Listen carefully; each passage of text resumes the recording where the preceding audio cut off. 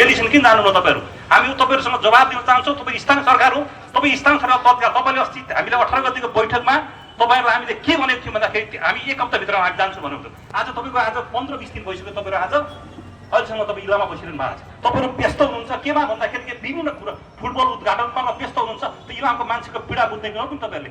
अन्य कुरामा तपाईँहरू प्रमुख गतिमा तपाईँहरू जानलाई चाहिँ औसिरहनु भएको छ। तर इलामको जनतालाई परेको पीडाको प्रश्नमा तपाईँहरू गम्भीर किन होइरहनु भएको छ? हाम्रो प्रश्न तपाईँलाई यो छ। त्यसले गर्दाखेरि तपाईँहरू तत्काल 45 दिन भइसक्यो आज इलाम जिल्ला सङ्कटग्रस्त क्षेत्र भएको, जिल्ला विपद सङ्कटग्रस्त क्षेत्र घोषणा भएको आज 45 दिन भयो। अब हामीसँग 45 दिन बाँकी छ। यो 45 दिनमा पनि तपाईँहरूले यो रात तपाईँहरूले ल्याउनु सक्नु भएन भने तपाईँहरूलाई भोलि इलामको जनताले धिक्कार्ने छन्। म तपाईँलाई यो आग्रह गर्न चाहन्छु, तपाईँहरू तत्काल सरकारसँग, दुईटाको सरकारसँग गएर इलाममा परेको पीडाको मपट्टि तपाईँले काम गर्नुहोस्। भोलि तपाईँहरूलाई जनताको प्रतिनिधि तपाईँहरू, जनताको सरकार हो, तपाईँहरू स्थानीय सरकारमा तपाईँहरूको घर फेरि यही तपाईँको द्वन्द्वको कारणले गर्दाखेरि, यही विपदको कारणले गर्दाखेरि भोलि फेरि हामी भर्खर मात्रै जिएनजीको आन्दोलनबाट हामी अलिकति भए पनि राहत महसुस गरिरहेका छौँ। फेरि तपाईँको पीडितको पक्षबाट आन्दोलन भयो भने भोलि तपाईँहरूलाई